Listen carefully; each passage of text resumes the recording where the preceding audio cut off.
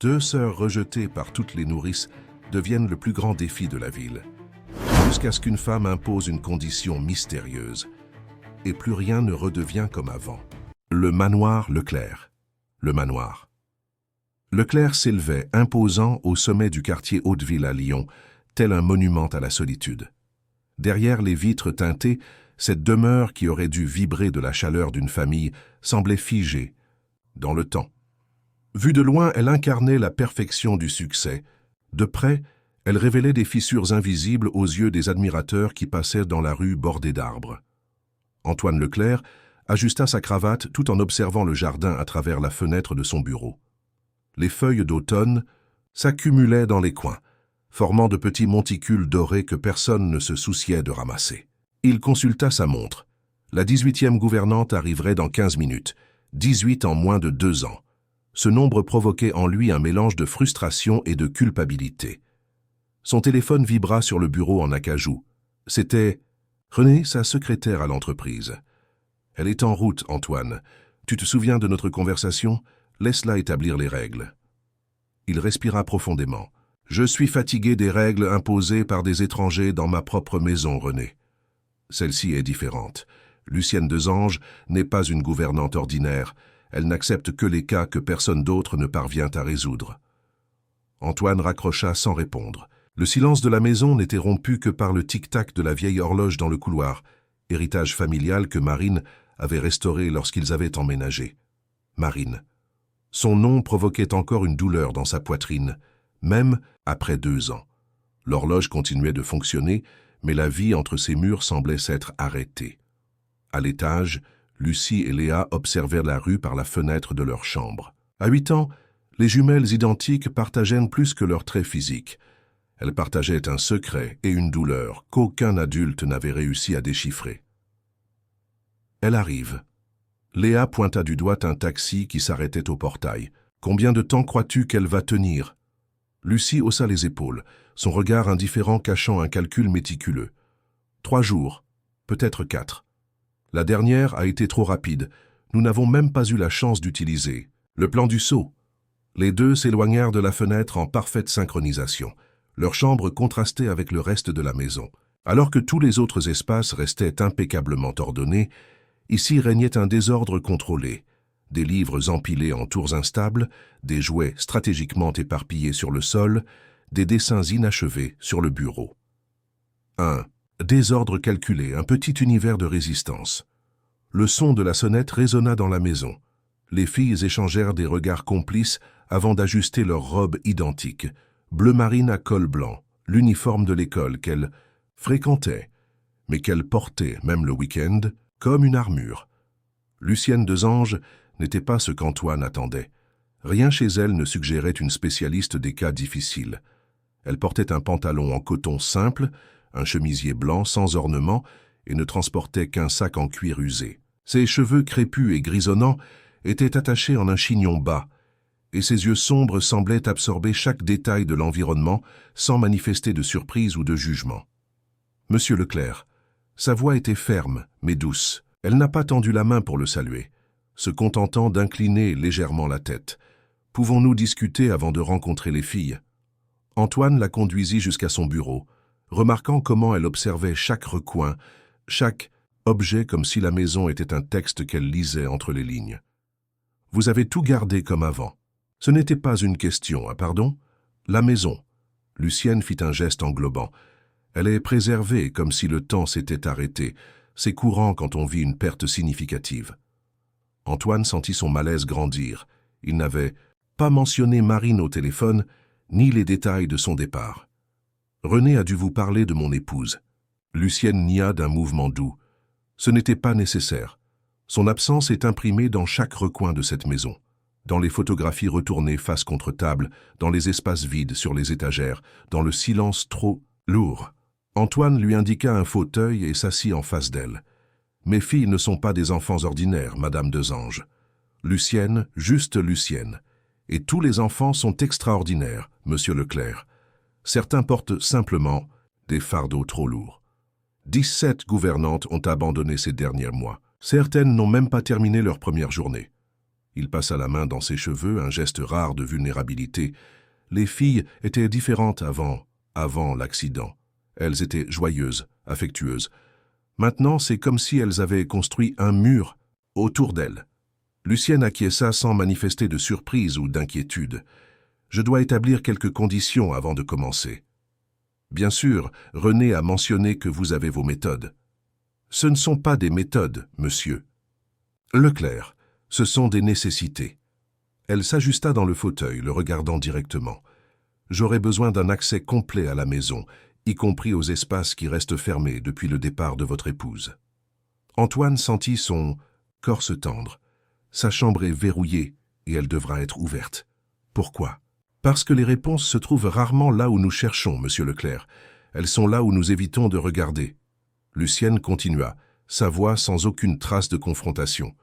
J'aurai également besoin d'une autonomie totale avec les filles pendant mon service, sans interférences extérieures. Vous demandez carte blanche avec mes filles? Je demande votre confiance. Elle se pencha légèrement. Vous ne m'avez pas appelé parce que les solutions conventionnelles ont fonctionné.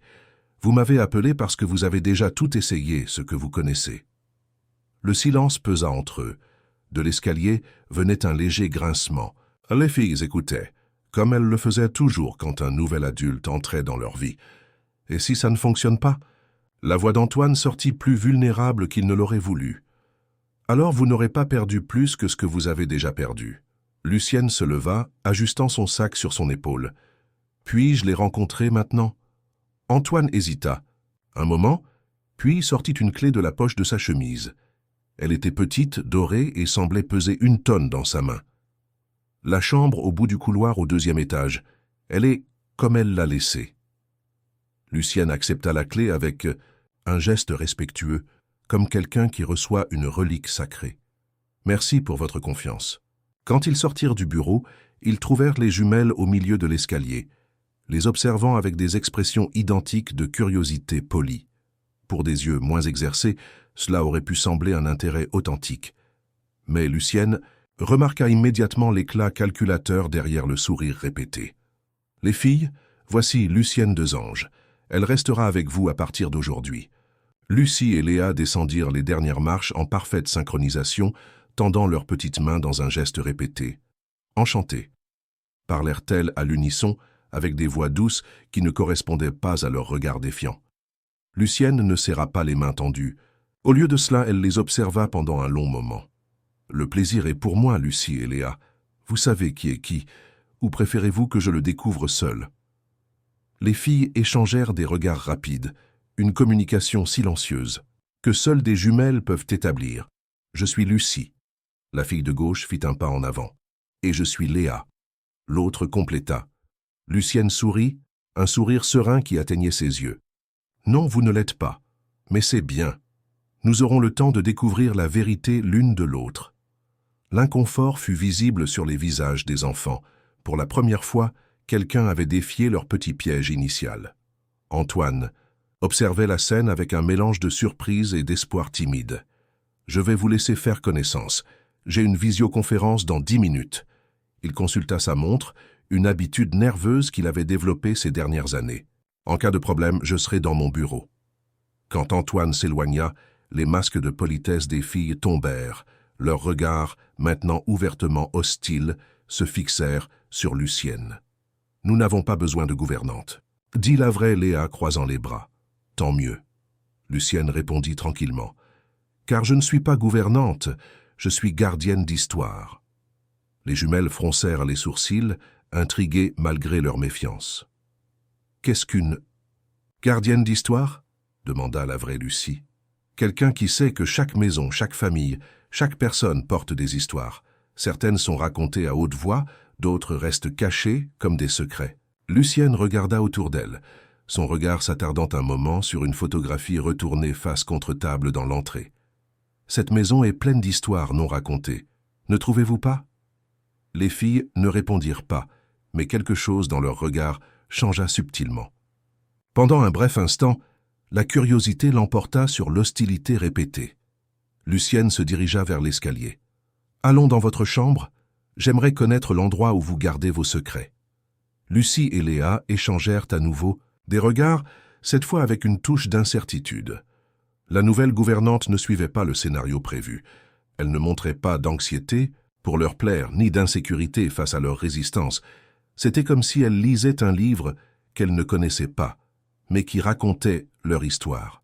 « Vous ne durerez pas longtemps ici. » Léa avertit, montant les escaliers devant elle. « C'est ce que nous verrons. » Lucienne répondit, les suivant d'un pas calme. « C'est ce que nous verrons. » La chambre des jumelles était un territoire délimité, un petit monde où elles régnaient en maîtresses absolues. Les murs, autrefois d'un rose doux, avaient été repeints en bleu foncé après l'insistance des filles.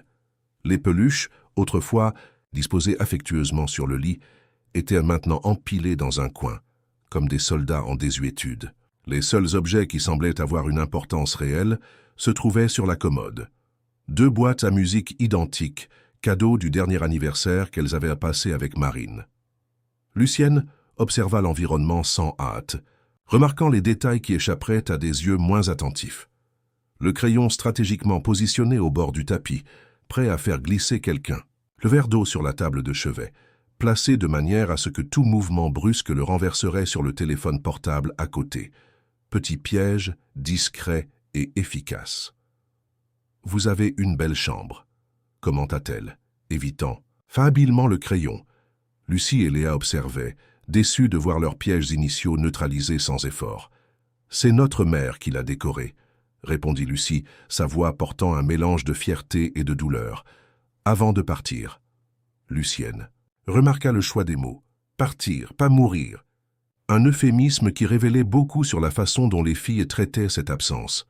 C'est un beau travail. Elle avait bon goût. Lucienne marcha jusqu'à la fenêtre, observant le jardin en contrebas. Et vous gardez tout comme elle. La laissez. Papa ne nous laisse rien changer, répondit Léa, s'asseyant sur le lit. Il dit que la maison doit attendre. Attendre quoi? Les jumelles échangèrent des regards, cette communication silencieuse à nouveau. Nous ne savons. Passe. Lucie haussa les épaules. Il dit simplement que certaines choses ont besoin de temps. Lucienne acquiesça sans insister. Elle observa les étagères avec des livres pour enfants parfaitement alignés, les cahiers de dessin empilés, le petit globe terrestre dans le coin, tout impeccablement organisé, à l'exception d'une vieille poupée en tissu qui était tombée sur le sol, près de la porte. Elle s'approcha et ramassa la poupée avec soin. C'était un travail artisanal, avec des cheveux en laine et une robe brodée à la main. Elle semblait déplacée parmi les jouets modernes. Cette poupée ne semble pas correspondre au reste de la chambre. Les filles devinrent visiblement tendues. Léa se leva et tendit la main. « C'est celle de maman, rendez-la !» Il y avait une autorité surprenante dans la voix de l'enfant. Lucienne rendit la poupée sans poser de questions, mais remarqua comment. Léa la plaça soigneusement sur l'oreiller, arrangeant la petite robe avec une attention presque révérentielle. « Votre mère jouait avec cette poupée quand elle était petite ?»« Ce ne sont pas vos affaires. » intervint Lucie, se plaçant de manière protectrice à côté de sa sœur. « Pourquoi voulez-vous savoir tant de choses? Les autres ne posaient même pas de questions. Les autres ne s'intéressaient pas vraiment. »« À vous ?» Lucienne répondit avec simplicité. Elle s'intéressait à l'emploi. Les jumelles semblèrent considérer cette réponse pendant un moment. « Eh bien, vous ne durerez pas plus qu'elle, » déclara Lucie, croisant les bras. « Personne ne supporte de rester ici. »« Pourquoi ?» demanda Lucienne, s'asseyant sur la chaise. « Du bureau. Que se passe-t-il avec les personnes qui essaient de rester ?» Léa sourit, un sourire qui ne correspondait pas à son visage d'enfant. Des choses étranges. La maison n'aime pas les étrangers. La maison ou vous? Les filles ne répondirent pas, mais leur regard révélait un défi silencieux. Lucienne décida de changer d'approche. « Qu'aimeriez-vous faire maintenant? J'ai tout l'après-midi pour mieux vous connaître. »« Nous ne voulons rien faire. »« Avec vous, » répondit sèchement Lucie. « Dans ce cas, je vais découvrir le reste de la maison. » Lucienne se leva tranquillement. « Vous pouvez me montrer où je peux explorer seule. » Les jumelles échangèrent à nouveau des regards. Il était évident qu'elles ne voulaient pas l'accompagner, mais ne voulaient pas non plus la laisser errer librement dans la maison. « Nous allons vous montrer, » décida Léa se levant. « Mais la dernière chambre du couloir est verrouillée, personne n'y entre. »« La chambre de votre mère, » constata Lucienne, sans en faire une question. « Comment le savez-vous » demanda Lucie, surprise. « C'est là que... » Nous gardons habituellement ce qui nous fait le plus mal de perdre, répondit simplement Lucienne. Les filles la conduisirent le long du couloir, montrant les pièces avec des commentaires minimaux. La chambre d'amis, toujours bien rangée et jamais utilisée. Le petit bureau qui avait appartenu à leur mère, maintenant, avec le bureau vide et des livres poussiéreux. La suite d'Antoine, organisée avec une précision militaire. Elles s'arrêtèrent devant la dernière porte, fermée et avec la serrure dorée brillant sous la lumière du couloir. Personne n'entre. « Et si ?» répéta Léa, sa voix prenant un ton presque révérencieux. « Papa a dit que certaines choses doivent rester comme elles sont. » Lucienne observa comment les filles regardaient vers la porte, non pas avec curiosité, mais avec un mélange de peur et de respect, comme devant un sanctuaire. « Vous n'avez jamais essayé d'entrer ?» Lucie écarquilla les yeux. « Ce serait mal. »« Pourquoi ?»« Parce que... » La fille hésita, cherchant ses mots. « Parce que maman pourrait ne pas aimer. » Le choix. Des mots au présent n'échappa pas à la perception de Lucienne. Ce n'était pas seulement la mémoire de Marine que les filles préservaient, mais une présence presque tangible qu'elles maintenaient vivante à travers de petits rituels et interdictions. « Je comprends. » Lucienne acquiesça, sans contester. La logique enfantine. « Descendons, il est presque l'heure du goûter. » Dans la cuisine, la gouvernante Madame Josette préparait des sandwichs avec des mouvements efficaces. C'était une dame d'âge moyen, au visage marqué par le temps et aux yeux fatigués qui s'illuminèrent en voyant les enfants. « Mes princesses sont arrivées au bon moment », s'exclama-t-elle, plaçant les assiettes sur la table. « Et elles ont amené la nouvelle dame. » Lucienne tendit la main. « Lucienne Desange, c'est un plaisir de vous rencontrer, Madame Josette. » La gouvernante serra sa main avec une force surprenante. « Le plaisir est pour moi. Il était temps que ces filles aient quelqu'un qui tienne le coup. » Elle baissa la voix. Les autres n'ont pas duré. « C'est ce que nous verrons, » répondit. Lucienne aidant à placer les verres sur la table. Les jumelles s'assirent, observant attentivement l'interaction entre les deux femmes. Il y avait un calcul silencieux dans leurs regards, comme si elles mesuraient jusqu'où elles pouvaient aller avec la nouvelle gouvernante. Madame Josette servit le jus d'orange, puis se pencha pour parler à l'oreille de Lucienne. « Attention, au sel. Elles ont l'habitude de le remplacer par du sucre quand personne ne regarde. » Lucienne acquiesça en remerciement. Pendant le goûter, elle maintint une conversation légère, parlant de sujets quotidiens sans forcer l'intimité. Les filles répondaient par monosyllabes, mais mangèrent tout sans tenter aucune des farces habituelles. Quand elles eurent terminé, Madame Josette ramassa les assiettes, lançant un regard surpris à Lucienne. « Premier repas sans incident, depuis des mois, » murmura-t-elle avant de se retirer vers l'office. L'après-midi passa sans grands affrontements. Les jumelles tentèrent quelques provocations subtiles. Un dessin accidentellement renversé sur les papiers de Lucienne, un commentaire méchant sur ses vêtements simples, une porte fermée brusquement quand elle passait. Petit test, qu'elle affronta avec un calme inébranlable. À la fin de la journée, Antoine sortit de son bureau pour les retrouver dans le salon. Il semblait épuisé, avec des cernes profondes et des épaules tendues. « Comment s'est passée cette première journée ?» demanda-t-il, essayant d'avoir l'air décontracté. « Tranquille », Lucienne répondit, fermant le livre qu'elle lisait. « Vos filles sont des filles intelligentes. » Les jumelles, assises sur le tapis avec un jeu de société entre elles, levèrent les yeux avec des expressions de surprise contenues. Elles n'étaient pas habituées aux compliments sincères. « Aucun incident ?» insista Antoine, s'attendant clairement à entendre parler d'une farce. « Rien qui vaille la peine d'être mentionné. » Lucienne se leva, récupérant son sac. « Demain, nous continuerons à mieux nous connaître. » Quand elle salua et marcha vers la porte, Lucie et Léa échangèrent des regards confus. La première journée ne s'était pas déroulée comme prévu. La nouvelle gouvernante ne correspondait pas au modèle qu'elle connaissait. Elle n'essayait pas de les conquérir avec des cadeaux ou des compliments exagérés. Elle ne s'intimidait pas de leurs provocations. Elle ne montrait pas d'anxiété pour plaire à leur père. Elle est différente. Léa chuchota à sa sœur quand elles furent seules. Lucie acquiesça pensive. Mais elle ne durera pas. Personne ne tient le coup. Dans la chambre des filles, alors qu'elles se préparaient à dormir, quelque chose d'inhabituel se produisit. La poupée en tissu qui avait appartenu à leur mère et que Léa avait soigneusement placée sur l'oreiller se trouvait maintenant sur la commode, à côté des boîtes à musique. « Tu l'as changé de place ?» demanda Lucie, confuse. Léa nia de la tête, s'approchant prudemment du jouet. Non. Toi? Les deux se regardèrent, un frisson parcourant leurs échines. Ce n'était pas la première fois que des objets changeaient mystérieusement de place dans la maison, surtout des objets qui avaient appartenu à leur mère. Généralement, elles attribuaient ces événements à Madame Josette ou à leur père, qui parfois rangeait les choses pendant la nuit. C'était Lucienne, conclut Lucie, avec une certitude qu'elle ne ressentait pas vraiment. Elle est venue ici quand nous sommes descendus pour le goûter, mais la porte était verrouillée, contesta Léa, prenant la poupée avec soin, et la clé est restée avec moi tout le temps. Un silence pesant tomba sur la chambre. Aucune des deux ne voulait considérer l'alternative, que peut-être.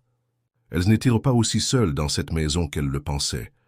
Demain, nous allons faire le test du placard avec elle, décida Lucie, se couchant dans son lit. Personne ne passe celui-là. Léa acquiesça, replaçant la poupée sur l'oreiller entre les deux lits. Si elle passe celui-là, nous essaierons celui de la salle de bain. Et si rien ne fonctionne? La question resta en suspens, chargée d'une anxiété qu'aucune des deux ne savait nommer. C'était comme si, pour la première fois en 2 ans, le mur qu'elles avaient construit autour d'elles-mêmes présentait une petite fissure, pas assez grande pour s'effondrer, mais suffisante pour laisser entrer un rayon de lumière inattendu. Quelque chose fonctionnera, affirma Léa, éteignant la lumière de la lampe de chevet. Ça fonctionne toujours. Dans l'obscurité de la chambre, la poupée en tissu semblait les observer avec ses yeux en bouton. À l'extérieur, la pleine lune illuminait le jardin abandonné, projetant des ombres allongées à travers les fenêtres. Dans le silence de Sinsaptsinda, la nuit, le manoir Leclerc semblait retenir sa respiration, comme s'il attendait l'inévitable confrontation qui viendrait avec l'aube. Le lendemain matin se leva nuageux, avec des nuages chargés qui promettaient de la pluie. Lucienne arriva ponctuellement à 7 heures, portant le même style de vêtements simples que la veille, cette fois dans des tons terreux. Elle trouva Antoine dans la cuisine, prenant un café tout en révisant des documents sur sa tablette. « Bonjour, Monsieur Leclerc », salua-t-elle, acceptant la tasse que Madame Josette lui offrait.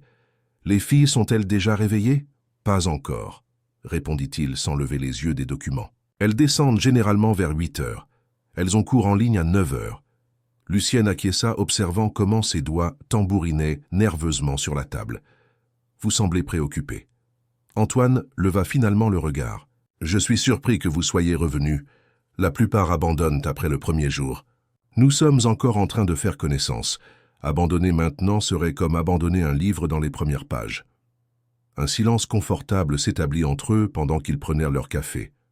Madame Josette se déplaçait dans la cuisine, préparant le petit déjeuner des filles, jetant des regards curieux à la nouvelle gouvernante qui avait survécu au premier jour. « Comment vont les affaires ?» demanda Lucienne avec désinvolture. Antoine sembla surpris par la question. « Bien, l'entreprise se développe. Nous venons de conclure un partenariat international. Cela doit être gratifiant de voir votre travail prospérer. C'est ce qui me maintient en marche, » admit-il avec une trace de vulnérabilité dans sa voix. « Ces dernières années, je me suis plongé dans le travail. C'était plus facile que d'être présent là où l'absence fait le plus mal. » Lucienne compléta doucement. Antoine la regarda comme s'il voyait quelque chose qu'il n'attendait pas. « Avez-vous des enfants, Lucienne ?»« Non, » répondit-elle avec simplicité, « mais je connais la douleur de perdre ceux que nous aimons. » Elle a de nombreux visages, mais le vide est toujours le même. Avant qu'il ne puisse répondre, le bruit de pas dans l'escalier annonça l'arrivée des jumelles. Elles entrèrent dans la cuisine, vêtues d'uniformes scolaires identiques, cheveux attachés en queue de cheval parfaitement symétriques. Leurs regards s'attardèrent un moment sur Lucienne, mêlant surprise et prudence. « Bonjour les filles. » Antoine se leva, embrassant le sommet de la tête de chacune. « Avez-vous bien dormi ?»« Oui, papa, » répondirent-elles à l'unisson, s'asseyant, à table. Madame Josette servit le petit déjeuner, des petits pains au fromage chaud, des fruits frais et du chocolat chaud. Les jumelles mangèrent en silence, jetant des regards furtifs à Lucienne. « J'ai une réunion importante aujourd'hui. » Antoine consulta sa montre. « Je rentrerai tard. Lucienne restera avec vous pendant le cours en ligne et, après, nous n'avons pas besoin de gouvernante pendant le cours, » protesta doucement Lucie. « Nous savons nous comporter. » « Ce n'est pas une question de comportement, ma fille. C'est pour vous aider si vous en avez besoin. » Quand Antoine sortit, un silence chargé d'attente tomba sur la cuisine. Madame Josette ramassa les assiettes utilisées et se retira vers l'office, laissant Lucienne seule avec les filles.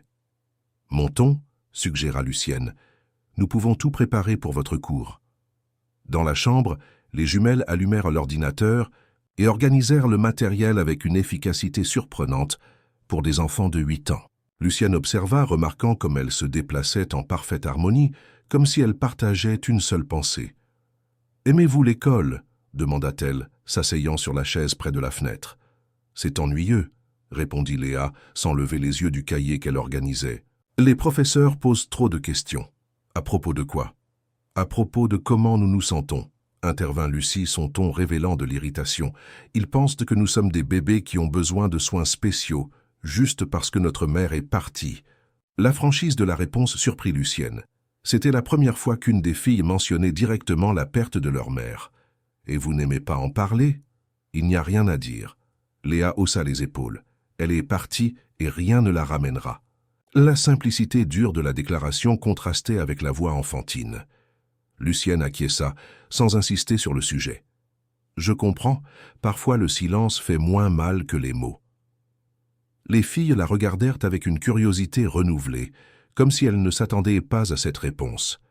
Le cours en ligne commença ponctuellement à 9 heures.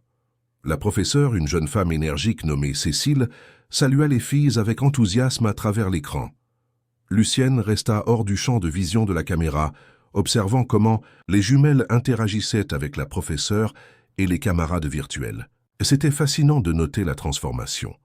Devant la caméra, Lucie et Léa devenaient d'autres personnes, souriantes, participatives, répondant aux questions avec un enthousiasme calculé.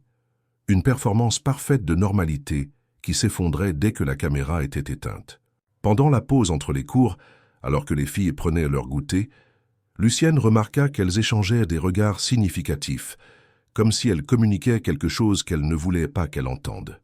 « Voulez-vous me dire ce que vous planifiez ?» demanda-t-elle directement. Les jumelles se figèrent, surprises par sa perception aiguë.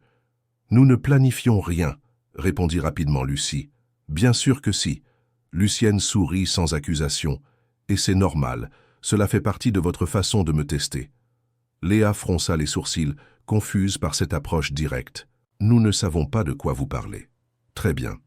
Quand vous serez prête à exécuter le plan, je serai là. » répondit tranquillement Lucienne, reportant son attention sur le livre qu'elle avait apporté.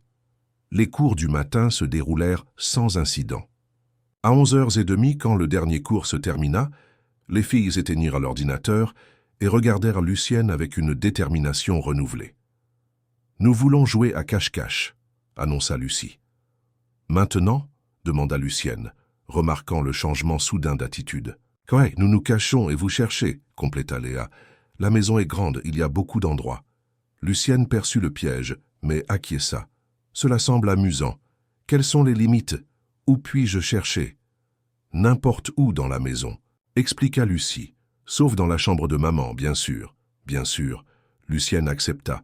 « Et combien de temps ai-je pour vous trouver ?»« 10 minutes, » répondit promptement Léa. « Si vous ne nous trouvez pas, nous gagnons. »« Et que gagnez-vous » Les jumelles échangèrent des regards. « Si nous gagnons 3 fois, vous partez, » déclara Lucie, son ton ne laissant pas place à la négociation. Lucienne étudia les expressions déterminées des enfants.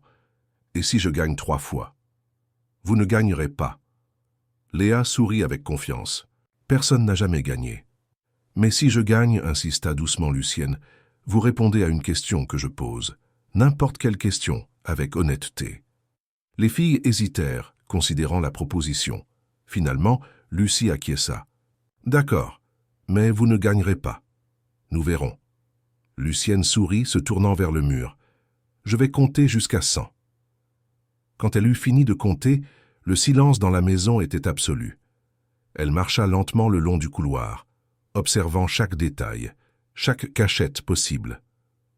Elle savait qu'il ne s'agissait pas seulement d'un jeu innocent, c'était un test. Peut-être le premier vrai piège que les filles avaient à préparer. Au bout du couloir, elle remarqua quelque chose. La porte de l'armoire à linge était entr'ouverte, 1 centimètre presque imperceptible. Mais au lieu de l'ouvrir immédiatement, Elle continua à marcher, faisant semblant de chercher ailleurs. Après quelques minutes, elle s'approcha négligemment de l'armoire. « J'ai trouvé un bon endroit pour se cacher », commenta-t-elle à voix haute, « mais ça semble trop évident. » Elle ouvrit la porte rapidement, révélant non pas les filles, mais un seau stratégiquement positionné pour déverser de l'eau sur quiconque ouvrirait la porte. D'un mouvement agile, Lucienne évita et saisit le seau avant qu'il ne tombe, le posant soigneusement sur le sol. « Créatif », murmura-t-elle, continuant sa recherche. À l'étage inférieur, le salon était trop silencieux. Lucienne marcha en cercle dans la pièce, observant chaque meuble, chaque cachette possible. C'est alors qu'elle remarqua un petit détail, le rideau lourd près de la cheminée bougeait presque imperceptiblement, comme si quelqu'un respirait derrière.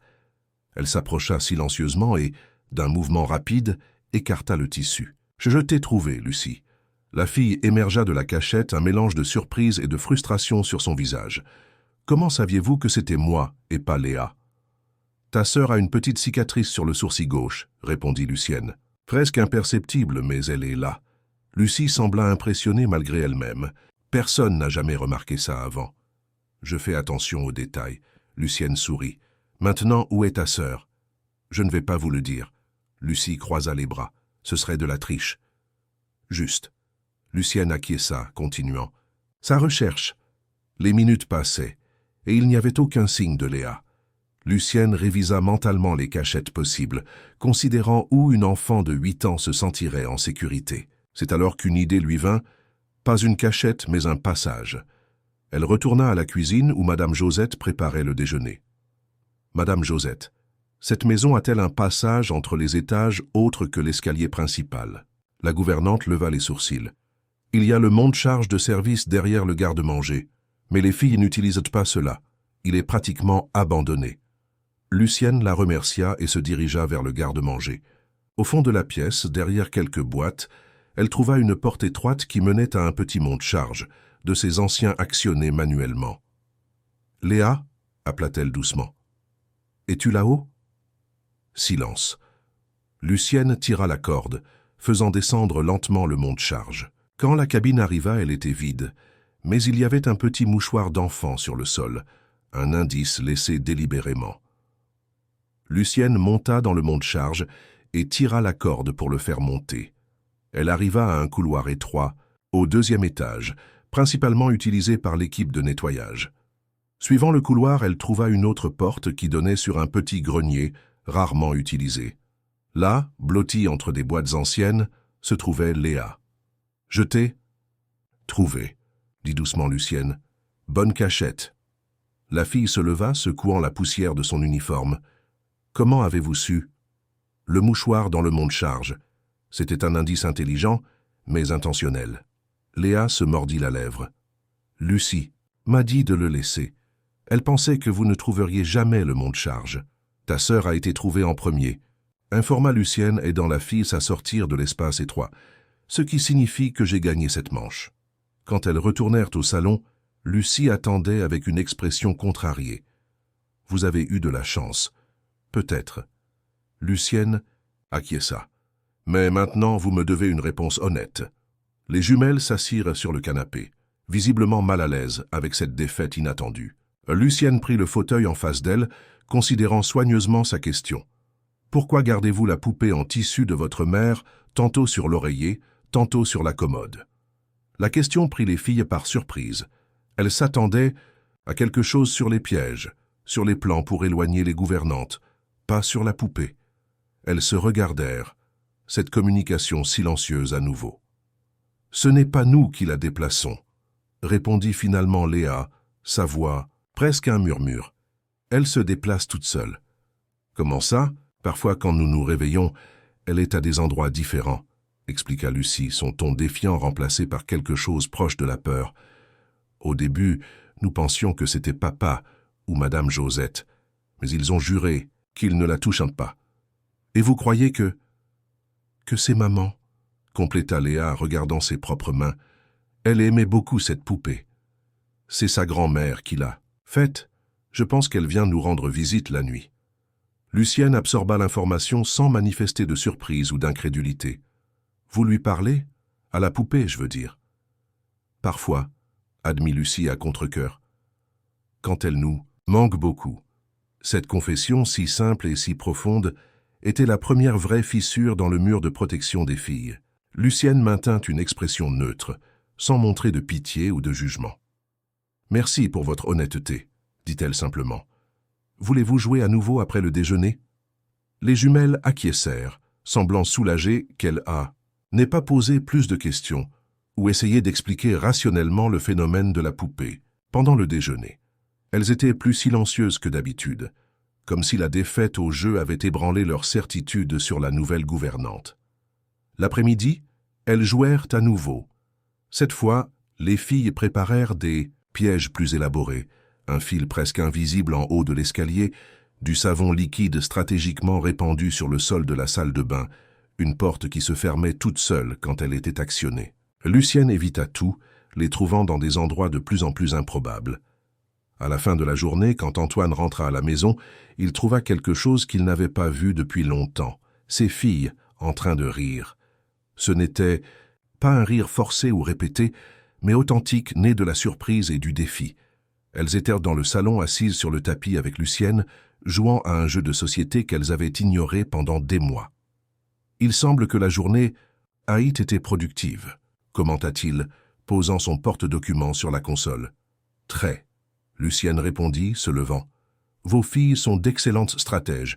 J'ai beaucoup appris aujourd'hui. » Les filles la regardèrent avec un mélange de respect réticent et de curiosité.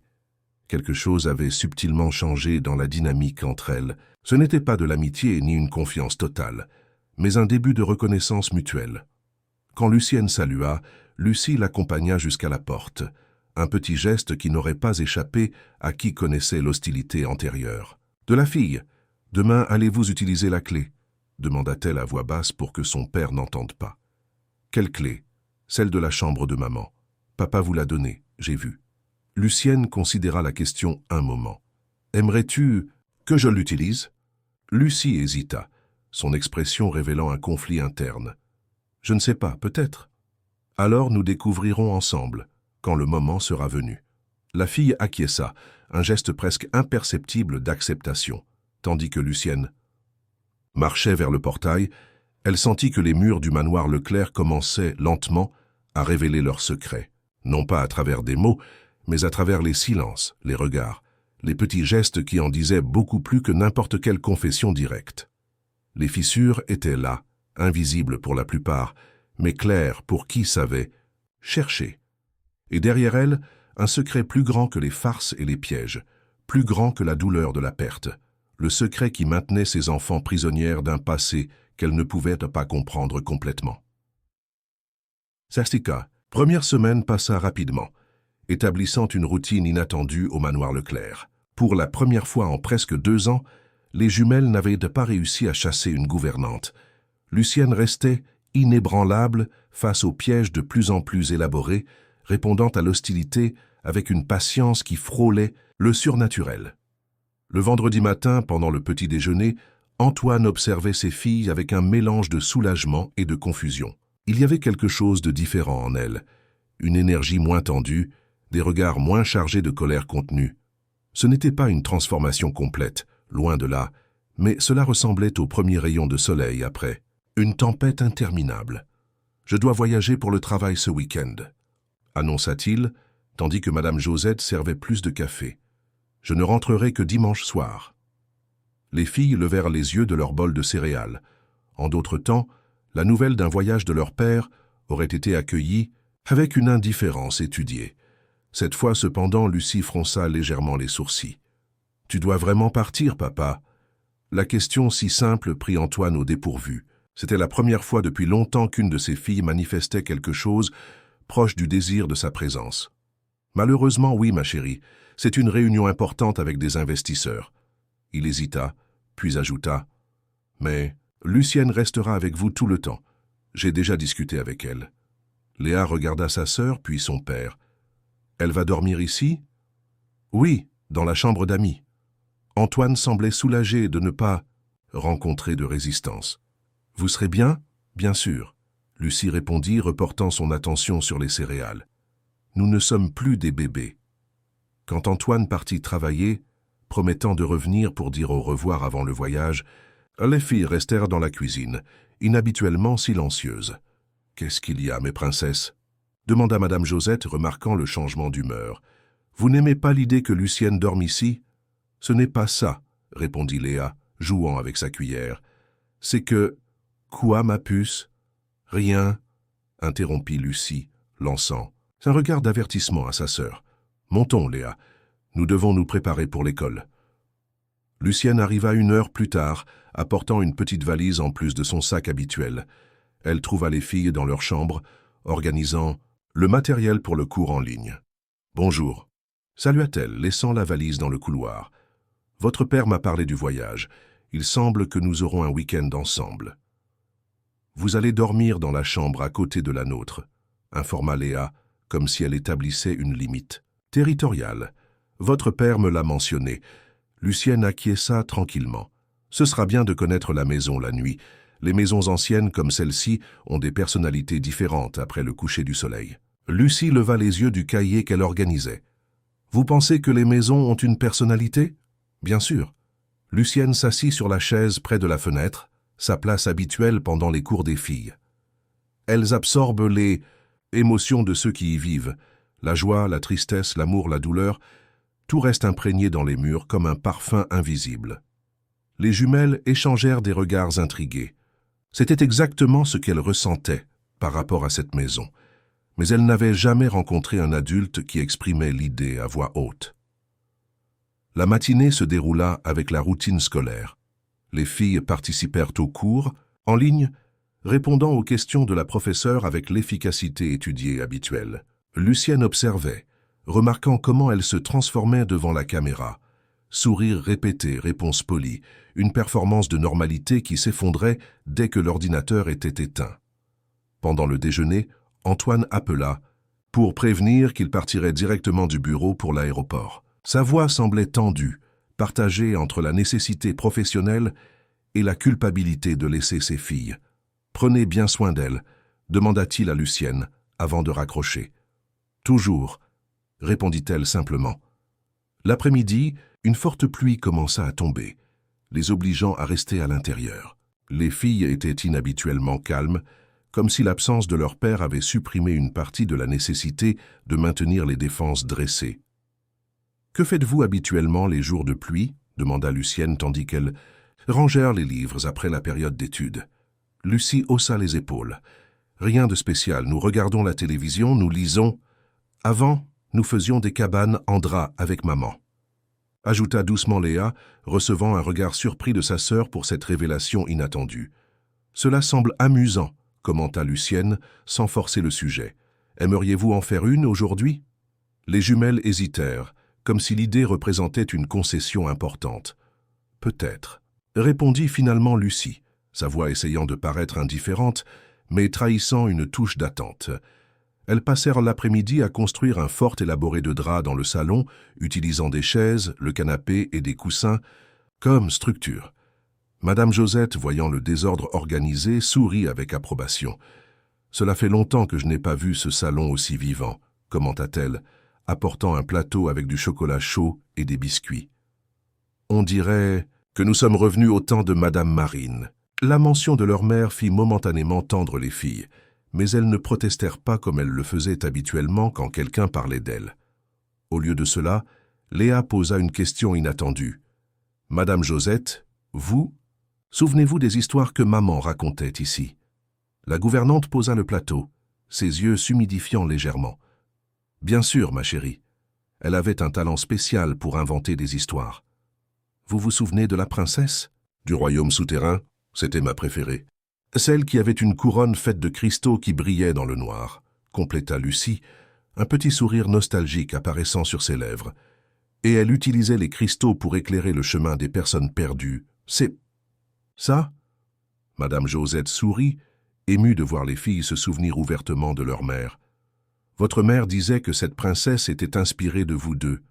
Petite lumière guidant son chemin. » Lucienne observait l'interaction sans interférer, remarquant comment les souvenirs positifs, quand ils étaient permis, apportaient une douceur au visage des enfants qui apparaissait rarement. La nuit arriva vite. la pluie augmentant d'intensité. Après le dîner, Lucienne aida les filles à prendre leur bain et les prépara pour dormir. Elle était sur le point de quitter la chambre quand Léa l'appela. « Lucienne ? Oui ? Pourriez-vous rester jusqu'à ce que nous nous endormions ?» demanda la fille, sa voix petite dans la pénombre de la chambre éclairée seulement par la lampe de chevet. Lucienne s'assit dans le fauteuil entre les deux lits. « Bien sûr, voulez-vous que je raconte une histoire ?»« Non, » répondit Lucie, s'installant sous la couverture. « Restez juste. » C'était une demande simple, mais chargée de signification. Pour la première fois, les filles demandèrent sa présence, non pas comme une imposition externe, mais comme leur propre choix. Lucienne resta en silence, observant les deux petites figures qui se détendèrent graduellement sous les couvertures.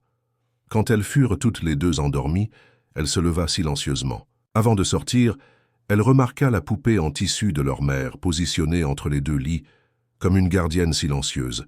Lucienne l'observa un moment, puis sortit, fermant doucement la porte. Dans le couloir silencieux, elle s'arrêta, devant la dernière porte, la chambre de Marine verrouillée depuis son départ. La clé pesait dans sa poche comme une responsabilité tangible. Elle hésita, considérant si cette nuit serait appropriée pour franchir ce pas. Un éclair illumina le couloir à travers la fenêtre, suivi par le grondement du tonnerre. De la chambre des filles vint un petit gémissement effrayé. Lucienne revint rapidement, trouvant Léa assise dans son lit, les yeux écarquillés. « C'était juste un coup de tonnerre », rassura-t-elle, s'asseyant au bord du lit. « Tout va bien. »« Je n'aime pas les orages », confessa la fille, s'agrippant à la couverture. « Maman restait toujours avec nous quand il y avait du tonnerre. » Lucie s'était aussi réveillée, mais restait allongée, feignant de dormir tout en écoutant. « Voulez-vous que je reste ici cette nuit ?» offrit Lucienne. Léa acquiesça, se déplaçant pour faire de la place dans le lit. Lucienne s'allongea, à côté d'elle, par-dessus les couvertures, et commença à fredonner doucement une berceuse. La mélodie simple flotta dans l'air, rivalisant avec le son de la pluie contre les fenêtres. Graduellement, la respiration de Léa devint plus profonde et régulière. Lucienne continua à fredonner, même après que la fille se fût rendormie. De l'autre côté de la chambre, Lucie avait cessé de faire semblant de dormir et observait la scène avec des yeux mi-clos. « Vous pouvez venir aussi, si vous voulez », invita doucement Lucienne. Il y eut un moment d'hésitation, puis Lucie se leva de son lit et marcha vers elle. Au lieu de rejoindre sa sœur, cependant, elle s'assit par terre, à côté du lit, appuyant sa tête contre le matelas. « Ma mère chantait pour nous aussi », murmura-t-elle, si bas que Lucienne put à peine l'entendre. « Mais je n'arrive pas à me souvenir correctement des chansons. »« Les souvenirs ne se perdent jamais complètement, » répondit Lucienne, tendant la main pour toucher doucement les cheveux de la fille. Parfois, ils ont juste besoin de temps pour revenir. Lucie ne répondit pas, mais ne rejeta pas non plus le contact. Elles restèrent ainsi dans un silence confortable, jusqu'à ce que la fatigue l'emporte et que la fille s'endorme assise, la tête appuyée contre le matelas. Avec précaution pour ne pas réveiller Léa, Lucienne se leva et souleva Lucie dans ses bras, la remettant dans son propre lit. La fille était étonnamment légère, comme si elle portait moins de poids que son petit corps ne devrait supporter. Après l'avoir couverte, Lucienne quitta à nouveau la chambre, cette fois déterminée à accomplir la tâche qu'elle avait reportée. Dans le couloir, elle s'arrêta, devant la porte verrouillée, sortit la clé de sa poche, et après un moment d'hésitation l'inséra dans la serrure. La porte s'ouvrit avec un léger grincement. L'air qui s'échappa de la chambre était dense, chargé de souvenirs préservés et de parfums endormis. Lucienne entra, fermant la porte derrière elle, et alluma la petite lampe de chevet sur la table de nuit. La chambre de Marine était exactement comme elle l'avait laissée le dernier jour. Le lit impeccablement fait, couvert d'une couverture en crochet bleu clair, la robe qu'elle aurait portée le lendemain, encore suspendue au porte-manteau dans le coin, la brosse à cheveux sur la coiffeuse, quelques fils dorés encore pris entre les poils. Un livre marqué à la page 134 sur la table de nuit, une vie interrompue en plein mouvement. Lucienne marcha lentement dans la pièce, absorbant les détails, se connectant avec la femme qui avait habité cet espace. Elle n'était pas là pour fouiller, mais pour comprendre, pour sentir la présence qui flottait encore dans l'air, si forte qu'elle pouvait presque la toucher. Sur la coiffeuse, il y avait une collection de photographies, dans des cadres argentés. Marine avec Antoine le jour de leur mariage.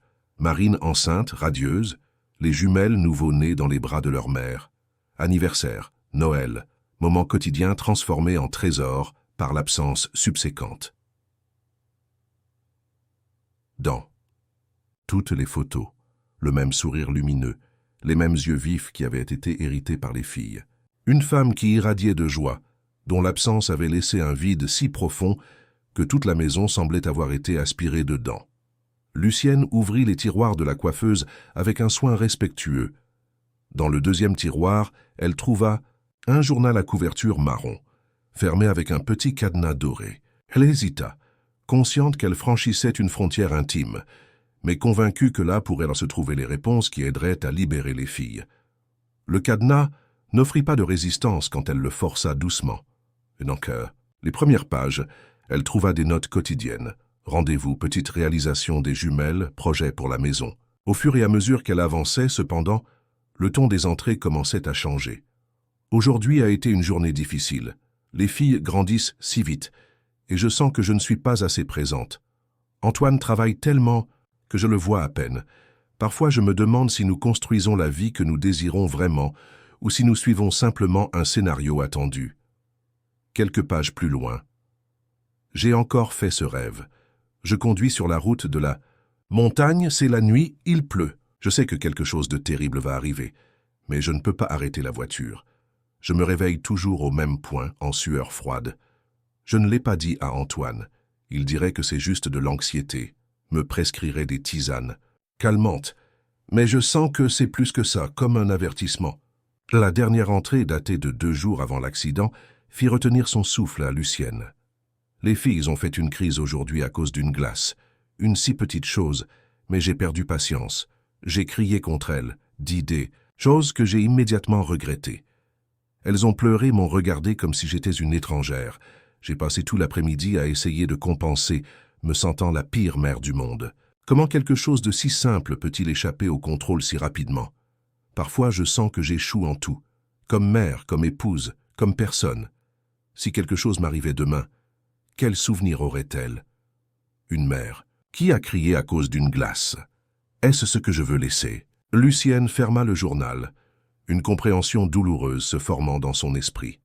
Le dernier contact des filles avec leur mère avait été une dispute. Et 2 jours plus tard, elle était partie. La culpabilité que les enfants portaient n'était pas seulement pour l'accident lui-même, mais pour le dernier souvenir partagé, un moment de conflit qu'elle n'avait jamais eu la chance de réparer. Elle continua à explorer la chambre, maintenant avec un sens d'urgence renouvelé. Sur le bureau du coin, elle trouva plusieurs dossiers organisés méticuleusement, factures, documents de la maison, reçus, et au fond du dernier tiroir, une enveloppe jaunie avec l'inscription « Pour mes filles, quand il sera temps ». À l'intérieur, il y avait une lettre manuscrite, d'une calligraphie élégante qui occupait 3 pages entières. Lucienne lut avec soin, chaque mot éclairant un autre aspect du puzzle émotionnel qu'elle avait trouvé dans cette maison. Marine avait écrit la lettre dans un moment de réflexion profonde, presque comme si elle avait prévu son départ prématuré. Elle parlait de l'amour inconditionnel qu'elle ressentait pour ses filles, de la peur de ne pas être présente pour les voir grandir, des rêves qu'elle avait pour leur avenir. Et elle terminait par une demande. « Si pour une raison quelconque je ne suis pas là pour vous voir grandir, souvenez-vous toujours, l'amour d'une mère ne connaît pas de limites, pas même celle de la vie et de la mort. Peu importe ce qui arrive, peu importe quelles paroles ont été dites dans la chaleur du moment, vous êtes et serez toujours la plus grande joie de mon existence. Je vous demande de ne pas garder de tristesse ou de culpabilité, seulement des souvenirs heureux, et de permettre à d'autres cœurs de vous aimer aussi. » Lucienne plia soigneusement la lettre et la remit dans l'enveloppe. Elle savait que ce n'était pas encore le moment de la montrer aux filles, mais ces mots seraient fondamentaux quand le moment serait venu. Avant de sortir, elle fit quelque chose qu'elle-même n'avait pas prévu. Elle ouvrit l'armoire et sélectionna un foulard, en soie, bleu clair légèrement parfumé de l'essence qui flottait encore dans la chambre. Elle le mit dans sa poche et sortit, verrouillant la porte derrière elle. Dans le couloir, elle s'arrêta pour écouter. La maison était silencieuse, seulement le son de la pluie contre les fenêtres et le rugissement occasionnel et distant d'un coup de tonnerre. Elle marcha jusqu'à la chambre des filles et ouvrit silencieusement la porte pour les vérifier. Toutes deux dormaient profondément, leur visage détendu sans les masques d'hostilité et d'indifférence qu'elles portaient quand elles étaient éveillées. Dans ce moment de vulnérabilité, on pouvait voir clairement les enfants qu'elles étaient avant la tragédie, pures, ouvertes, capables de joie authentique. Lucienne s'approcha de la commode où reposait la poupée en tissu de leur mère. Avec délicatesse, elle noua le foulard bleu autour du cou de la poupée comme un petit écharpe, puis elle sortit, fermant la porte sans faire de bruit. Dans la chambre d'amis, elle s'assit au bord du lit, pensive. Les pièces commençaient à s'emboîter, formant un tableau douloureusement clair. Les jumelles ne souffraient pas seulement de la perte de leur mère, elles se punissaient pour avoir cru en être la cause. Le dernier souvenir qu'elles avaient était une dispute pour une glace. Et dans leurs esprits enfantins, cela s'était transformé en un fardeau de culpabilité insupportable. La crise, le départ soudain de Marine pour acheter une glace, l'accident juste après. Lucienne murmura pour elle-même, se rappelant les mots de la prémisse qui accompagnait le cas. C'était ça le secret. C'était ça la culpabilité que les deux portaient. Un plan commençait à se former dans son esprit. Ce ne serait pas facile ni rapide. Cela exigerait de la patience, de la sensibilité et, par-dessus tout, un amour authentique. Mais pour la première fois depuis qu'elle était arrivée dans cette maison, Lucienne sentit quelque chose qui avait été absent depuis longtemps entre ses murs, l'espoir. Elle s'allongea sur le lit, écoutant la pluie qui continuait à tomber dehors. Demain serait un nouveau jour, et elle ferait le prochain pas dans le voyage pour libérer ses enfants des chaînes invisibles qui les liaient au passé. Le samedi matin se leva clair et brillant, comme si l'orage de la nuit précédente avait lavé non seulement la ville, mais aussi quelque chose à l'intérieur du manoir Leclerc. Lucienne se réveilla tôt, avant même que les premiers rayons de soleil ne pénètrent par les fentes du rideau. Pendant un moment, elle resta allongée à observer le plafond, organisant mentalement les prochaines étapes qu'elle ferait. Le silence de la maison était encore lourd, mais d'une manière différente, moins oppressant, plus expectatif. Comme si les murs eux-mêmes attendèrent le déroulement des événements à venir. Elle se leva et se prépara pour la journée, optant pour des vêtements simples, un pantalon en coton et un chemisier à manches longues dans un ton bleu clair, similaire au foulard qu'elle avait laissé sur la poupée. Ce n'était pas un choix aléatoire. En sortant de la chambre, elle passa silencieusement devant la porte des jumelles sans l'ouvrir. Elle descendit les escaliers et se dirigea vers la cuisine où elle trouva Madame Josette déjà en train de préparer le petit déjeuner. « Bonjour, Madame Josette », salua-t-elle, aidant à organiser les tasses sur la table. « Avez-vous bien dormi ?»« Comme une pierre, après que cet orage soit passé, » répondit la gouvernante, battant une pâte. « À crêpes. Et vous ? Les filles ont-elles donné du fil à retordre la nuit ? » « Pas du tout. Elles ont été étonnamment tranquilles. » Lucienne sourit, acceptant une tasse de café. « Madame Josette, puis-je vous poser une question personnelle ?» La gouvernante leva les sourcils, curieuse. « Bien sûr, allez-y. Étiez-vous » Ici le jour de l'accident de Madame Marine. Un silence pesant tomba sur la cuisine. Madame Josette arrêta ce qu'elle faisait, son expression s'adoucissant en un mélange de tristesse et de compréhension. « J'y étais, » répondit-elle finalement, baissant le ton de sa voix. « Ce fut un jour terrible. Je ne l'oublierai jamais. Pouvez-vous me raconter ce qui s'est passé ? Les détails qui ne figurent peut-être pas dans les rapports officiels ?» La gouvernante soupira profondément, posant le bol sur le comptoir. « C'était à cause d'une glace, vous savez, quelque chose de si petit, si insignifiant. » Elle secoua la tête, comme si elle ne pouvait toujours pas y croire. Les filles voulaient une glace après le dîner. Madame Marine avait dit non, qu'il était tard, qu'elle pourrait en manger le lendemain. Mais elles ont insisté, ont fait cette crise que les enfants font. Lucienne acquiesça, l'encourageant à continuer. Madame Marine a perdu patience. Elle a crié contre elle, chose qu'elle faisait rarement. Les filles ont été choquées, ont commencé à pleurer. Elle s'est sentie terrible, bien sûr. Madame Josette essuya une larme avec le bout de son tablier. Alors elle a dit « D'accord, je vais acheter la glace, mais c'est la dernière fois que vous me manipulez comme ça. » Elle est sortie, nerveuse. conduisant cette voiture de sport que M. Antoine lui avait offerte. Il pleuvait, la route de montagne est dangereuse, et elle n'est jamais revenue. Lucienne compléta doucement. Jamais plus, confirma la gouvernante, la voix étranglée. Les filles ont attendu éveillées, anxieuses pour la glace, se sentant coupables de la dispute. Quand le téléphone a sonné au milieu de la nuit, elles étaient dans l'escalier écoutant leur père recevoir la nouvelle. Depuis lors, elles n'ont plus jamais été les mêmes. Elles se blâment. Tous les jours. Madame Josette soupira. J'ai essayé de leur parler, Monsieur Antoine aussi, mais c'est comme si elles avaient érigé un mur. Plus nous essayons d'aider, plus elles se referment. Lucienne absorba l'information en silence, confirmant ce qu'elle avait déjà pressenti. Merci de partager cela avec moi, Madame Josette. Cela m'aidera à mieux les comprendre. Pensez-vous pouvoir les aider? Vraiment? Je le crois, mais cela prendra du temps, de la patience, et certaines blessures devront être rouvertes avant de cicatriser correctement. Le bruit de pas dans l'escalier interrompit la conversation. Les jumelles entrèrent dans la cuisine, encore en pyjama, les cheveux ébouriffés par le sommeil. Elles s'arrêtèrent en voyant les deux femmes converser sur un ton confidentiel. « Bonjour, mes princesses !» s'exclama Madame Josette, retrouvant son ton animé. « Qui veut des crêpes avec du sirop de chocolat ?» Lucie et Léa s'assirent à table, lançant des regards curieux à Lucienne qui sourit tranquillement. « Avez-vous bien dormi ?» demanda-t-elle, servant du jus dans les verres des filles. « Oui, » répondit Léa, son ton moins défensif que d'habitude. « Merci d'être resté avec nous pendant l'orage. » C'était un petit remerciement, mais il représentait une énorme avancée dans la relation. Lucienne acquiesça, acceptant le geste pour ce qu'il était, une minuscule ouverture dans le mur de protection. Pendant le petit déjeuner, Lucienne proposa un programme différent pour la journée. « Et si nous visitions le jardin aujourd'hui ? Il fait une belle journée après la pluie, et j'ai remarqué que vous n'utilisez pas beaucoup cet espace. » Les filles échangèrent des regards hésitants.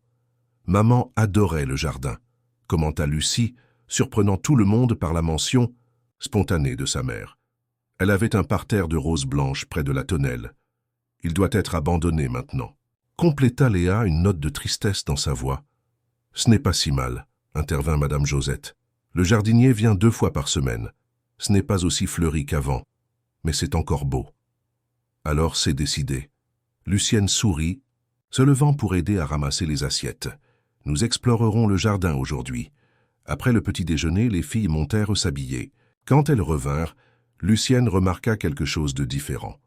Toutes deux apportèrent la poupée en tissu, maintenant avec le foulard bleu noué autour du cou. Le fait qu'elles aient remarqué et conservé cette petite addition était significatif. « Vous avez aimé le foulard ?» demanda-t-elle avec désinvolture, tandis qu'elle marchait vers le jardin. Les jumelles se regardèrent, cette communication silencieuse qu'elles partageaient. « C'était à notre mère ?» demanda finalement Léa. « Oui », confirma Lucienne.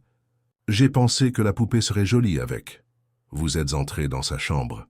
Ce n'était pas une question, ni une accusation, juste une constatation dans la voix de Lucie.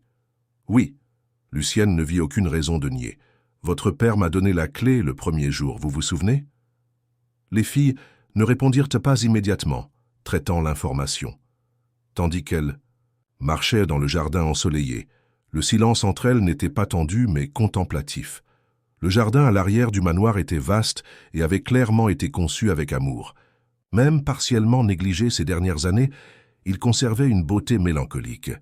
Des parterres géométriques, maintenant avec quelques mauvaises herbes parmi les fleurs, entouraient un petit lac ornemental.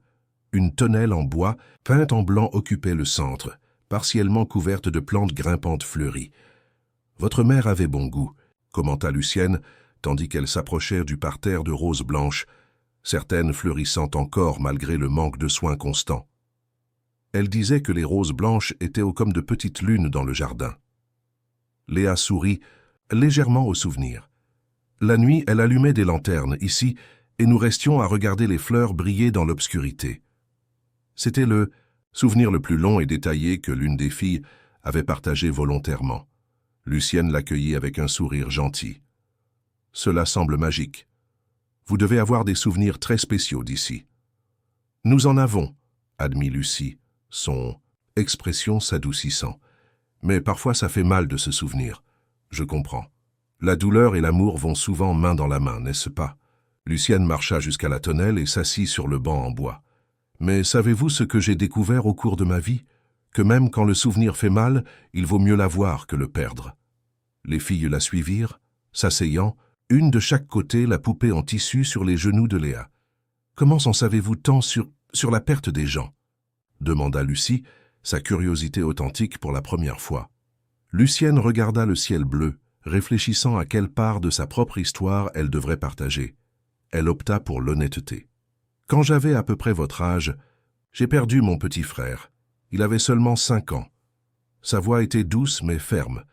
Pendant longtemps, je me suis blâmé pour ce qui s'est passé. J'ai cru que, si j'avais fait quelque chose de différent, il serait encore là. » Les jumelles la regardèrent maintenant avec une attention totale, leurs yeux écarquillés devant cette révélation inattendue. « Que lui est-il arrivé ?» demanda Léa dans un murmure. « Il est tombé très malade, très vite. Une fièvre qui... »« Ne baissez pas !» répondit Lucienne, choisissant des mots qui ne mentionnaient pas directement le départ. « La nuit précédente, nous nous étions disputés à cause d'un jouet. Ce furent les dernières paroles que nous avons échangées, des paroles de colère. Le parallèle avec l'histoire des filles n'était pas subtil, mais nécessaire. Lucienne vit la reconnaissance dans leurs yeux, la compréhension douloureuse. « Comment avez-vous cessé de vous sentir coupable ?» demanda Lucie, sa voix presque inaudible. Lucienne tendit les mains, prenant doucement une main de chaque fille. À sa surprise, aucune ne retira le contact. J'ai compris que l'amour ne se mesure pas à nos derniers moments ensemble, mais à la totalité de notre histoire. Qu'une dispute n'efface pas des années de tendresse, et que porter la culpabilité ne ramènerait pas mon frère. Cela m'empêcherait seulement de vivre la vie qu'il aurait voulu que j'aie. Des larmes silencieuses commencèrent à couler sur le visage de Léa. Lucie résistait, mais ses yeux étaient humides. « Vous savez que ce n'était pas votre faute, n'est-ce pas ?» demanda doucement Lucienne. « Ce qui est arrivé à votre mère était un accident. Rien de ce que vous avez dit ou fait n'a causé cela. Mais si nous n'avions pas demandé de glace... » commença Lucie, sa voix étranglée.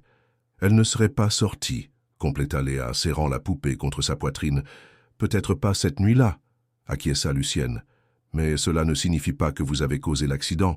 Personne n'a ce pouvoir de prévoir ou contrôler le destin. » « Mais elle était en colère contre nous, » insista Lucie.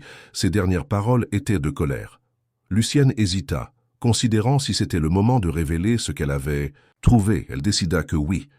Les filles avaient besoin de cette encre de vérité. Ce n'était pas le cas, en fait, dit-elle doucement. Dans la chambre de votre mère, j'ai trouvé son journal et une lettre. Les jumelles la regardèrent avec des expressions de choc et d'espoir mêlés. Une lettre, répéta Léa, incrédule.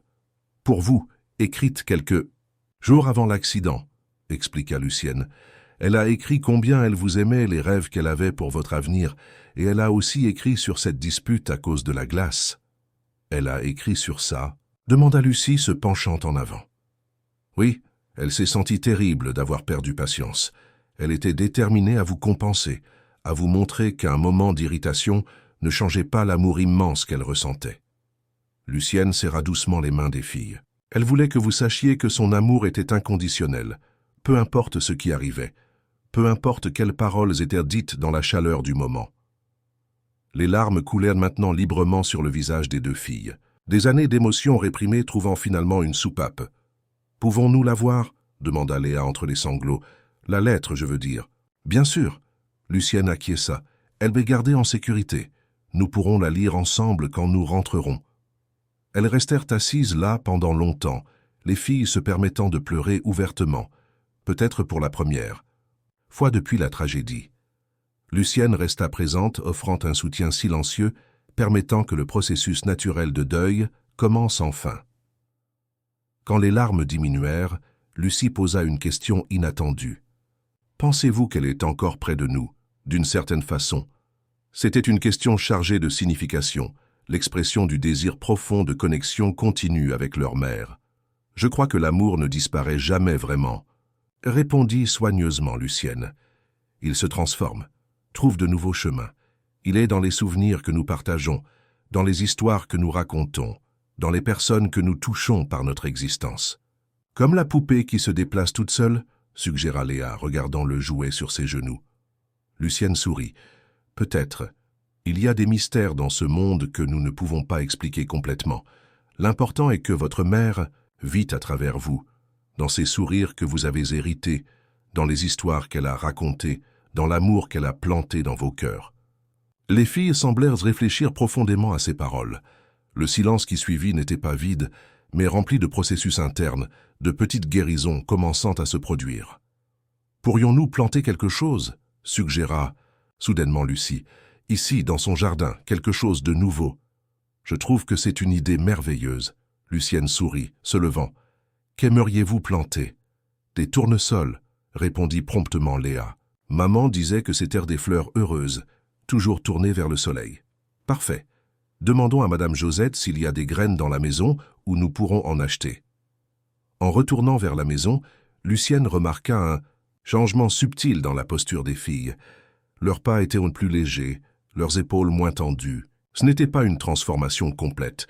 Il y aurait encore beaucoup de hauts et de bas à venir, mais c'était un début significatif. Dans la maison, elles trouvèrent Madame Josette terminant de préparer le déjeuner. La gouvernante remarqua immédiatement les yeux rouges des filles, mais perçut aussi quelque chose de différent dans leurs expressions. « Madame Josette, » demanda timidement Léa, « avons-nous des graines de tournesol? Nous voulons en planter dans le jardin. » La demande simple, si normale pour des enfants de leur âge, mais si extraordinaire étant donné les circonstances, fit sourire la gouvernante émue. « Bien sûr que nous en avons, ma princesse. Votre mère gardait toutes sortes de graines. Dans le garde-manger, nous chercherons après le déjeuner. » Pendant le repas, les filles étaient plus bavardes, partageant de petits souvenirs de leur mère qu'elles avaient gardés si longtemps. C'était comme si un barrage s'était rompu, libérant non seulement la douleur, mais aussi la joie et l'amour qui avaient été retenus avec la souffrance. Après le déjeuner, comme promis, Lucienne apporta la lettre de Marine. Elles s'assirent, toutes les trois dans le salon, la poupée en tissu avec son foulard bleu soigneusement placé entre elles. « Prête ?» demanda Lucienne, tenant l'enveloppe. Les jumelles acquiescèrent, leurs expressions solennelles, mais expectatives. Lucienne commença à lire, sa voix claire et douce remplissant la salle avec les mots de Marine. La lettre était longue et profondément personnelle, révélant le cœur d'une mère qui, sans le savoir, faisait ses adieux. Elle parlait d'espoir et de rêves, de petits moments précieux, de plans pour l'avenir qui ne se concrétiseraient jamais. Et puis elle arriva à la partie sur la dispute. « Si par hasard vous vous souvenez de notre récent désaccord à propos de la glace, je veux que vous sachiez, cela ne définit pas notre relation. Nous perdons tous patience parfois. Nous disons tous des choses que nous regrettons. Ce qui compte, c'est l'amour qui reste, quand la colère passe. Et mon amour pour vous, mes petites, est éternel, plus grand que n'importe quelle parole dure, plus fort que n'importe quel désaccord momentané. » Les larmes revinrent aux yeux des filles, mais maintenant accompagnées de petits sourires, de soulagement. C'était comme si un poids invisible était soulevé de leurs petites épaules, une culpabilité qu'elles n'auraient jamais dû porter. Quand la lecture se termina, un silence contemplatif plana dans la salle. Ce n'était plus le silence oppressant qui avait dominé la maison pendant des années, mais quelque chose de plus doux, plus gentil, un silence de guérison. « Merci. » Lucie fut la première à parler, sa voix petite mais ferme. « De nous avoir montré cela. » Maman n'était pas en colère quand Léa hésita, encore incapable de nommer directement le départ. Quand elle est partie. « Non, » confirma doucement Lucienne, « elle était pleine d'amour pour vous. C'est ce qu'elle voudrait que vous vous rappeliez toujours. » Cet après-midi-là, elles plantèrent des graines de tournesol dans le jardin, marquant chaque endroit avec de petites piquets colorés. C'était un acte symbolique, mais profondément significatif. De nouvelles vies commençant à croître là où seul le deuil avait régné pendant si longtemps. Tandis qu'elle travaillait sous le soleil doux de l'après-midi, Lucienne observait les filles. Il y avait encore un long chemin à parcourir, mais le premier et plus difficile pas avait été fait. Les souvenirs gelés commençaient à fondre, permettant à de nouvelles possibilités de fleurir. Le dimanche se leva avec une luminosité différente au manoir Leclerc. Ce n'était pas seulement la clarté du soleil qui entrait par les Fenêtre maintenant complètement ouverte, mais une lumière intérieure qui semblait avoir été allumée après des années d'obscurité. Les rideaux lourds qui auparavant bloquaient l'entrée de la lumière naturelle avaient été écartés à l'initiative des filles elles-mêmes, un petit geste qui symbolisait un changement profond. Lucienne trouva Lucie et Léa déjà réveillées, assises sur le tapis de la chambre, feuilletant un album de photos qui avait été gardé au fond de l'armoire pendant 2 ans. « Bonjour », salua-t-elle doucement, ne voulant pas interrompre le moment. « Puis-je me joindre à vous ?» Les jumelles levèrent le regard et acquiescèrent, faisant de la place entre elles. Lucienne s'assit, observant les photographies étalées sur le tapis, moment figé d'une famille heureuse, avant que la tragédie n'interrompe cette histoire. C'était à notre anniversaire de 6 ans. Léa pointa une image où les jumelles, portant des robes de fête identiques, soufflaient des bougies sur un gâteau coloré. Marine était à côté, son sourire radieux illuminant toute la scène. Maman a fait un gâteau à 3 étages, sur le thème des fées. Elle faisait toujours des fêtes spéciales pour nous, ajouta Lucie, sa voix portant un mélange de nostalgie et de nouvelle acceptation. Elle disait que chaque anniversaire était un miracle qui méritait d'être célébré. Lucienne sourit, remarquant comment les filles pouvaient maintenant parler de leur mère sans que la douleur n'étouffe le souvenir. Elle semble avoir été une personne qui savait célébrer la vie. « C'est vrai », confirma Léa, tournant la page de l'album. « Après son départ, nous avons arrêté de célébrer les choses. Ni anniversaire, ni Noël, rien. Papa a essayé au début, compléta Lucie. Mais ce n'était pas la même chose, et nous n'aidions pas non plus. » Cette admission honnête surprit Lucienne. C'était la première fois que l'une des filles reconnaissait ouvertement sa participation à la distance qui s'était établie dans la famille. « Vous savez, » commenta Lucienne avec désinvolture, « votre père arrive ce soir. Peut-être pourrions-nous préparer quelque chose de spécial pour l'accueillir ?» Les jumelles échangèrent des regards, considérant l'idée. « Comme quoi ?» demanda Léa, vraiment intéressée. « Un dîner différent, peut-être. Quelque chose. Qu'il aime ?» suggéra Lucienne. « Nous pourrions cuisiner ensemble. »« Papa adore les lasagnes, » se souvint Lucie, un petit sourire se formant sur ses lèvres. Maman en faisait pour lui, lors d'occasions spéciales. « Parfait. Vérifions avec Madame Josette si nous avons tous les ingrédients. » Après le petit déjeuner, elles se dirigèrent vers le jardin pour vérifier les graines plantées la veille. Évidemment, aucune pousse n'était encore visible, mais les filles insistèrent pour arroser soigneusement chaque point marqué. « Combien de temps avant qu'elles ne poussent » demanda Léa agenouillée devant l'un des parterres. « Quelques semaines, » répondit Lucienne. « Mais quand elles pousseront, elles grandiront rapidement. Les tournesols sont ainsi. Ils semblent prendre du temps pour commencer, mais ensuite, c'est comme s'ils couraient pour atteindre le soleil. »« Comme les personnes, » observa Lucie, surprenant Lucienne par la profondeur de la réflexion. « Parfois, nous prenons du temps pour surmonter des choses difficiles, mais quand nous y parvenons enfin, la vie semble revenir tout d'un coup. » Lucienne sourit, touchée par la sagesse de l'observation. « Exactement comme ça, Lucie. Exactement comme ça. » La matinée passa tranquillement, les filles plus détendues que Lucienne ne les avait vues depuis son arrivée dans la maison. Elles avaient encore des moments de silence et de tristesse, bien sûr. La douleur de la perte ne disparaît pas en un seul week-end, mais la différence était dans la qualité de ce silence. Ce n'était plus un silence de déni et de colère contenue, mais de traitement et d'acceptation graduelle. Après le déjeuner, elles commencèrent les préparatifs pour la surprise d'Antoine. Madame Josette, émue de voir les filles impliquées dans quelque chose de si normal et sain, fournit tous les ingrédients nécessaires pour les lasagnes et suggéra même de faire un gâteau au chocolat pour le dessert. La cuisine, qui était auparavant un territoire presque exclusif de la gouvernante, se transforma en un espace de collaboration et même de quelques rires. Les jumelles aidaient à préparer la sauce, à monter les couches, à décorer le gâteau. Tâche simple qui acquérait une signification profonde par ce qu'elle représentait, la reprise de la normalité, la redécouverte du plaisir dans les petites choses quotidiennes. Maman mettait toujours une pincée de muscade dans la sauce blanche, se souvint Léa, tandis que Lucienne remuait la crème dans la casserole. Elle disait que c'était l'ingrédient secret. Maintenons la tradition alors. Lucienne sourit, tendant le petit flacon d'épices pour que la fille ajoute la touche spéciale.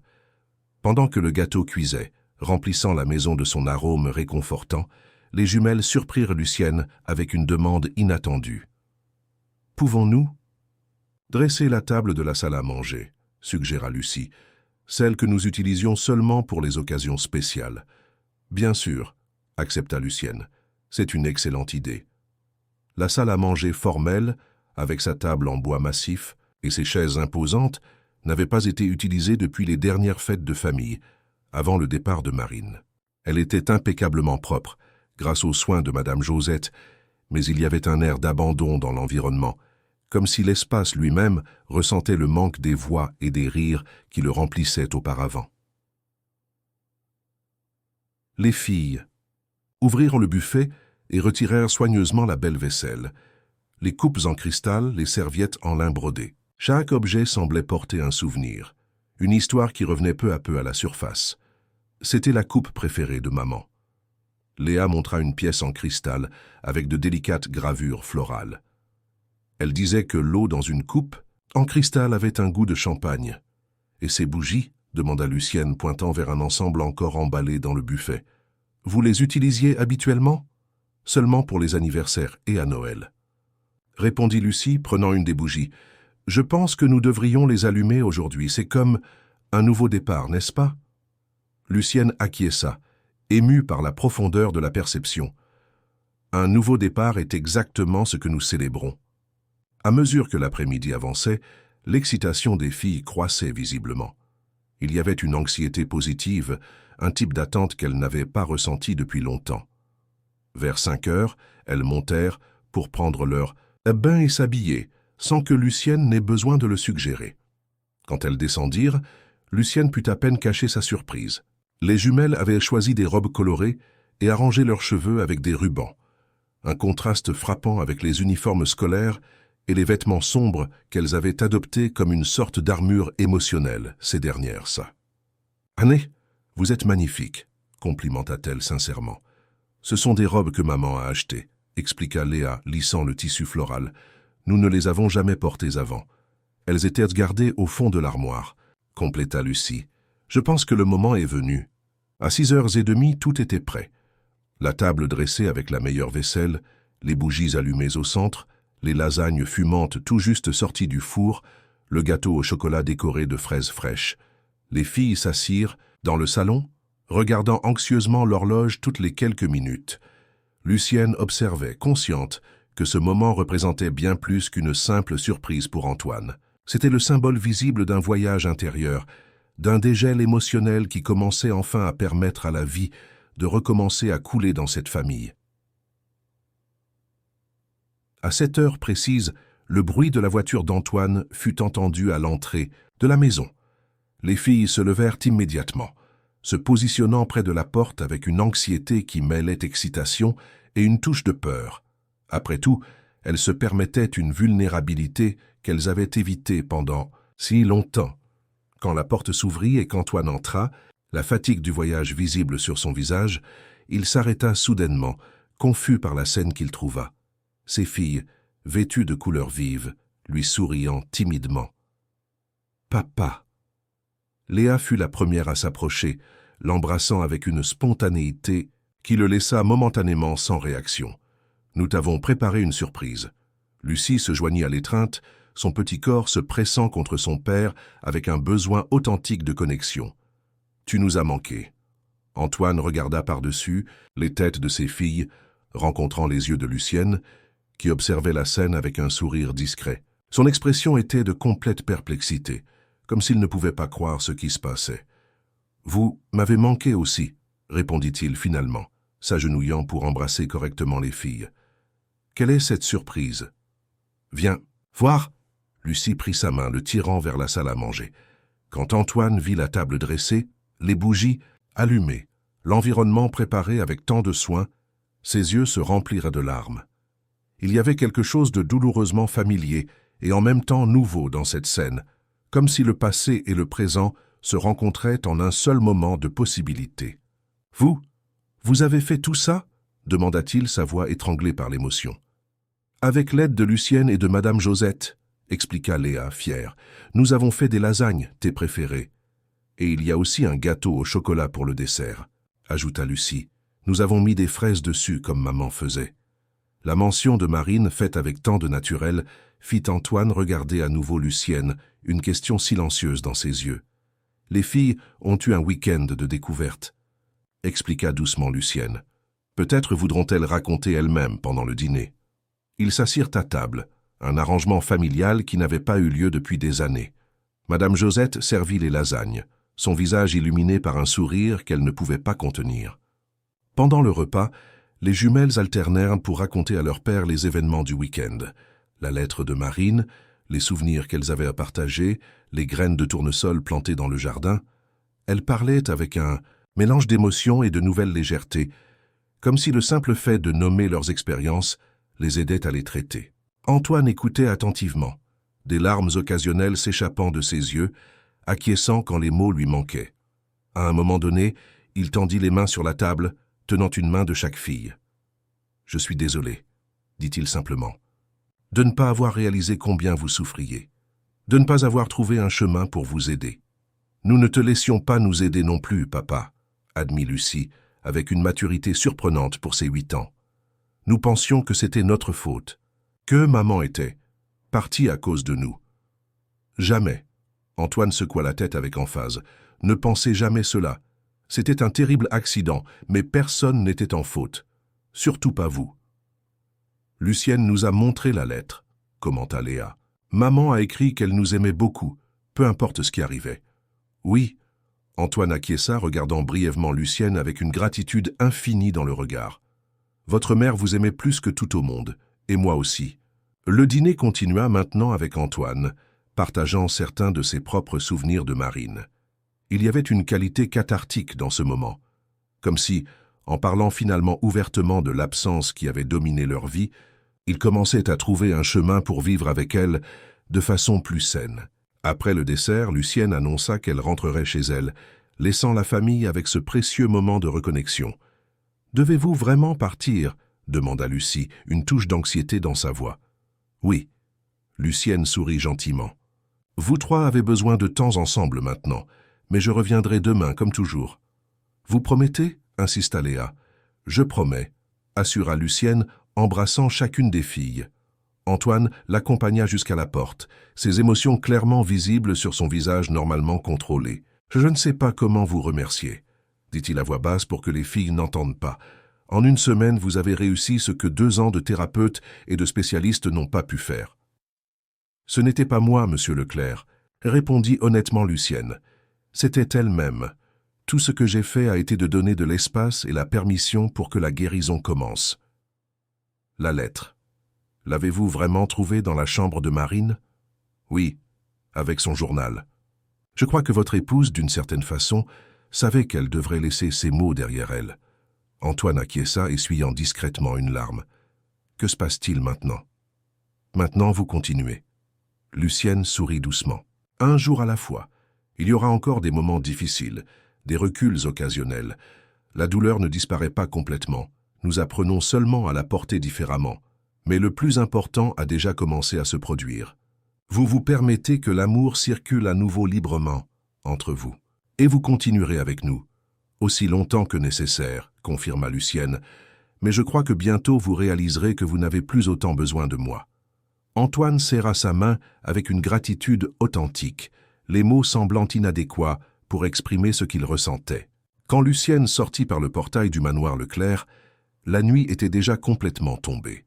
Elle regarda en arrière une dernière fois, observant la maison maintenant illuminée de l'intérieur, pas seulement par les lumières physiques, mais par quelque chose de plus profond et plus essentiel, la lumière. De la vie qui revenait habiter ces murs.